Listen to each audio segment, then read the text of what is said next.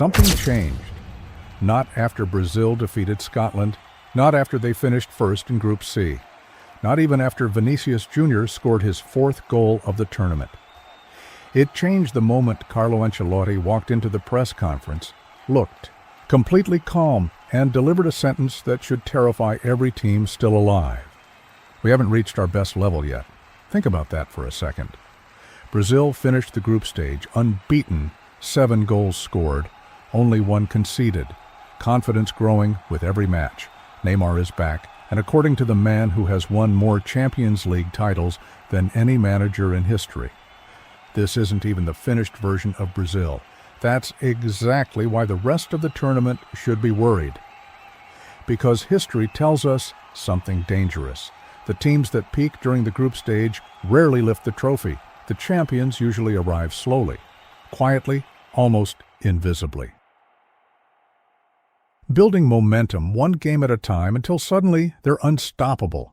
That is exactly what Brazil looks like right now. And after watching everything that happened over the last 2 weeks, one thing has become impossible to ignore.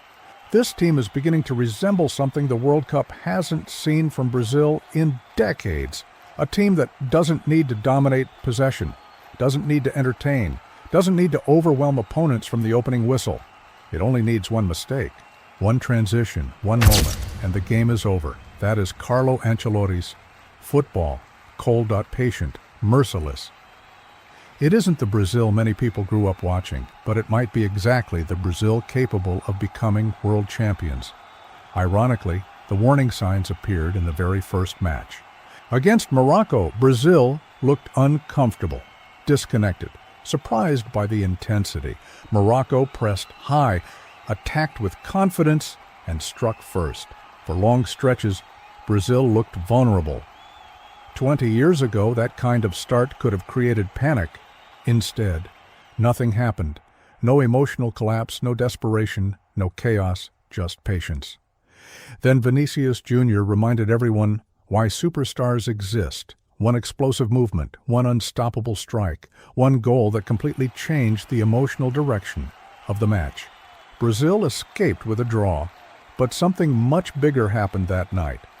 The players realized they didn't have to play perfectly to survive. Champions learned that lesson early. The next game proved it wasn't luck. Against Haiti, Brazil played with an entirely different rhythm. More aggressive, more direct, more confident. Matheus Cunha suddenly looked like a striker transformed. 2 goals, perfect movement, constant pressure. Vinicius wasn't simply scoring anymore. He was creating, stretching defenses, opening spaces, dragging defenders exactly where Ancelotti wanted them. Brazil looked balanced, organized, comfortable. For the first time in years, every player seemed to understand his role without hesitation. Then came the only moment that threatened to interrupt everything. Rafinha pulled up, holding his hamstring. Silence spread across the stadium. Every Brazilian supporter understood the implications immediately, because tournaments are often decided by injuries, not tactics, not talent, health. Would Brazil lose one of its most dangerous attackers just as the knockout rounds approached? The uncertainty created doubt. But great teams always find unexpected solutions. Instead of depending on one individual, Brazil simply evolved. That might be the most frightening development of all, because opponents can prepare for one superstar. Stopping an entire system is something completely different. Then came Scotland, and suddenly every piece of Ancelotti's puzzle clicked into place. Brazil didn't simply win, Brazil controlled. Every defensive line moved together, every counterattack looked rehearsed. Every transition carried the feeling that something dangerous was about to happen. Vinicius scored twice. Matheus Cunha struck again. Bruno Guimarães quietly dominated the midfield, dictating tempo without needing headlines. Even more symbolic than the victory itself was the moment the stadium erupted. Minute 76. A familiar figure stood on the touchline. Neymar. After missing Brazil's opening matches, the number 10 returned. The roar inside the stadium felt less like applause and more like a warning to every nation still dreaming about lifting the trophy. Because here's what makes this Brazil different. Neymar is no longer expected to carry the team. For more than a decade, Brazil depended almost entirely on his brilliance. If Neymar played well, Brazil played well. If he struggled, everything slowed down. That burden has disappeared. Now, Vinicius leads the attack. Cunha finishes the chances. Bruno controls midfield. Casemiro protects the defense. Gabriel and Marquinhos organize the back line. Alisson provides security. And Neymar? He becomes the luxury. The unpredictable weapon opponents weren't expecting to face. That's an entirely different problem, which brings us to perhaps the most fascinating part of this entire story. Brazil now advances to face Japan. At first glance, many fans see a favorable matchup: fast, technical, disciplined, but manageable. That may be exactly the kind of thinking Ancelotti refuses to allow inside the dressing room. Because Japan represents something unique. Perhaps the most organized pressing team left in the tournament. Relentless movement, exceptional fitness, tactical discipline. The kind of opponent capable of exposing every small mistake, and if Brazil underestimates them, everything changes. But if Brazil survives, the rest of the World Cup may discover something terrifying. The team everyone feared may finally be arriving at its true level. The group stage is over. Everything Brazil accomplished so far means absolutely nothing now. That's the brutal beauty of the World Cup. 3 outstanding performances can be erased by 90 bad minutes. There are no second chances, no recovery games, no room for excuses, and that is exactly why Carlo Ancelotti may have been preparing this team for this moment all along.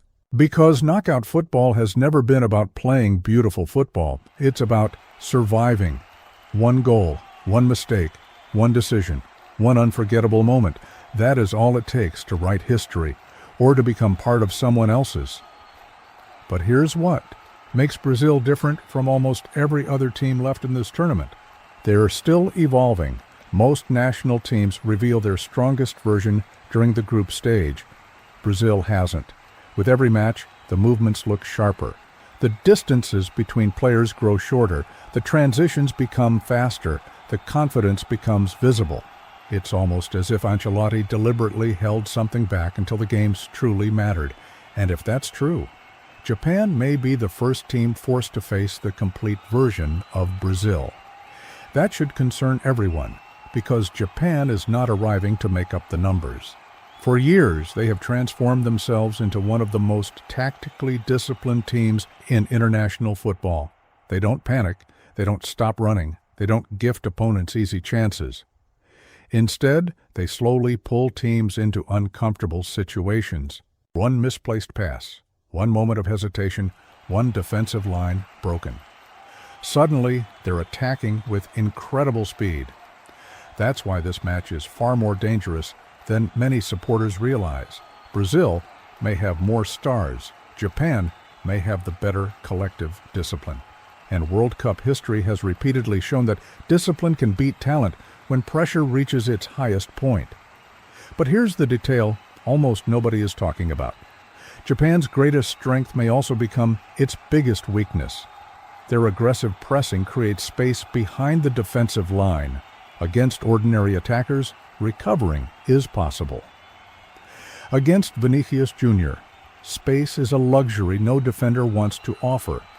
Every time Vinicius receives the ball facing open grass, entire defensive systems begin collapsing.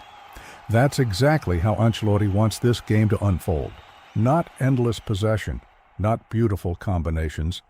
Patience, compact defending, then one vertical pass, one explosive run, one devastating counterattack. It looks simple, but simplicity is often the hardest system to stop, and that's what makes this Brazil so dangerous. They're comfortable suffering, comfortable defending, comfortable waiting. Previous Brazilian generations often felt obligated to entertain. This one feels obligated to win.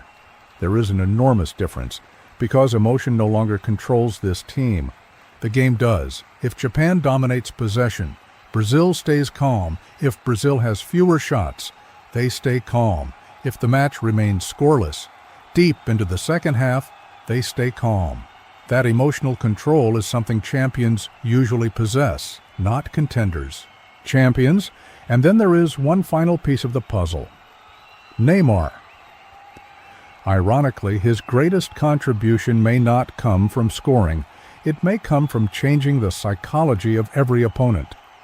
Imagine spending 70 exhausting minutes trying to stop Vinicius, Cunha, and Bruno Guimaraes, only to see Neymar preparing to enter with fresh legs. Very few teams in world football possess that kind of luxury. It's not simply another substitution. It's psychological pressure. It forces defenders to think longer, run harder, concentrate deeper. And in knockout football, mental fatigue often arrives before physical fatigue. That is where matches are won. The fascinating part is that Brazil doesn't need Neymar to carry the team anymore. For the first time in more than a decade, he can simply become the player who finishes the job. That changes everything because now every opponent has the same impossible question. Do you stop Vinicius? Do you close down Cunha? Do you mark Neymar? Or do you try to control Bruno Guimaraes in midfield? The moment you focus on one, another appears. That's exactly how elite.